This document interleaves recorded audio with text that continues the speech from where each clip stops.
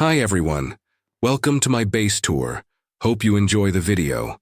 If you get a chance, please like and subscribe. It can really help the channel. Thanks. Let's get the base loaded and get into it. I used phantom palm and frostwood for the majority of this build. Yeah, I know made it really hard for myself, didn't I? Although I'm pleased with the results so far.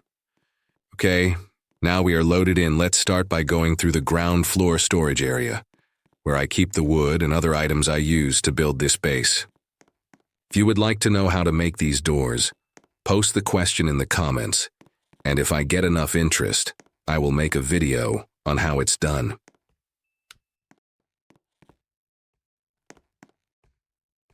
These are my wood storage bins. I have a wide variety of woods that I have collected over the years. Yeah, years. This project has been an ongoing saga for about 4 years, and it is still a work in progress. I keep a supply of spook wood obtained.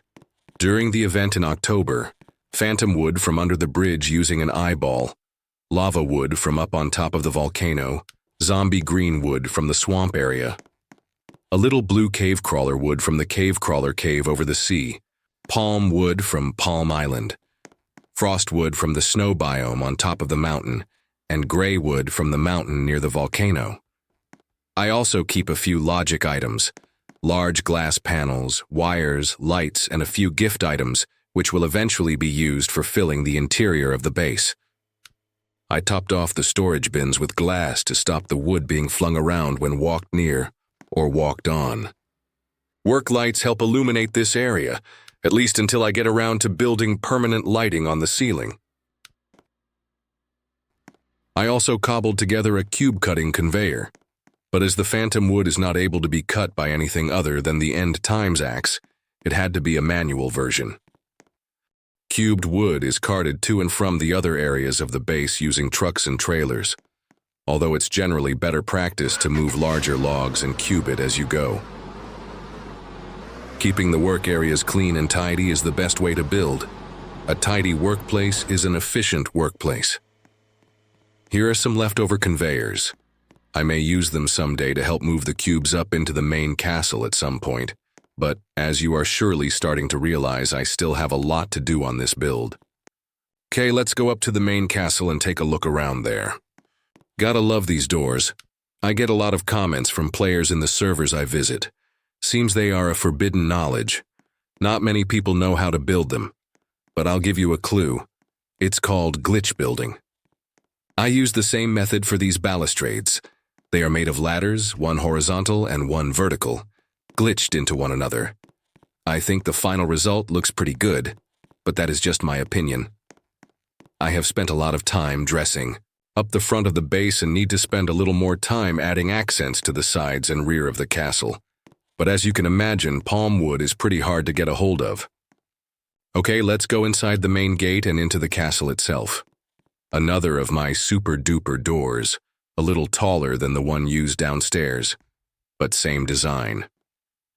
The floor here is a lattice of palm wood and phantom wood that in itself took a whole evening of building to complete.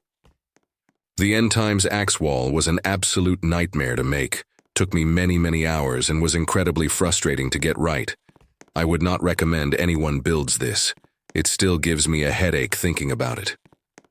I left a gap around the edge of the castle, so I could easily drive a truck loaded with wood for filling the blueprints.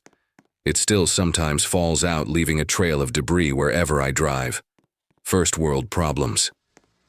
I keep a few spare axes around the base for when something out of the ordinary happens and kills my character. Usually when collecting the phantom wood from under the bridge.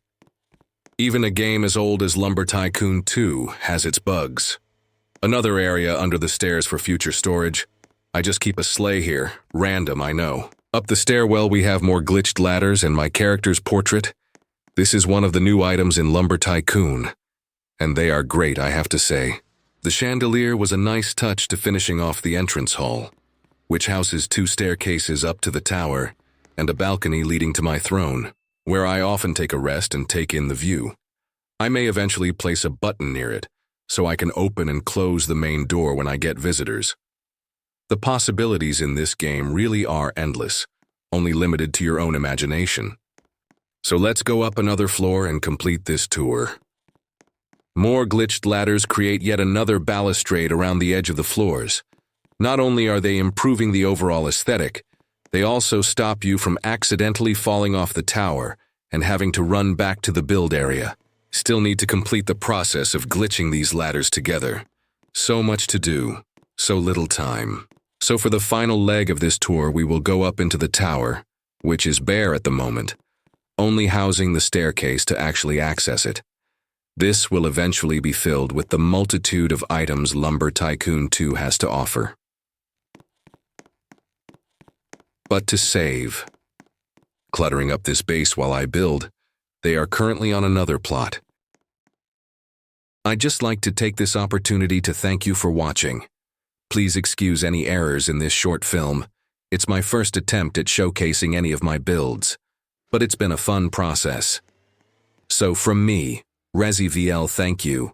Dream big, build big, and I'll see you in the world of Lumber Tycoon 2.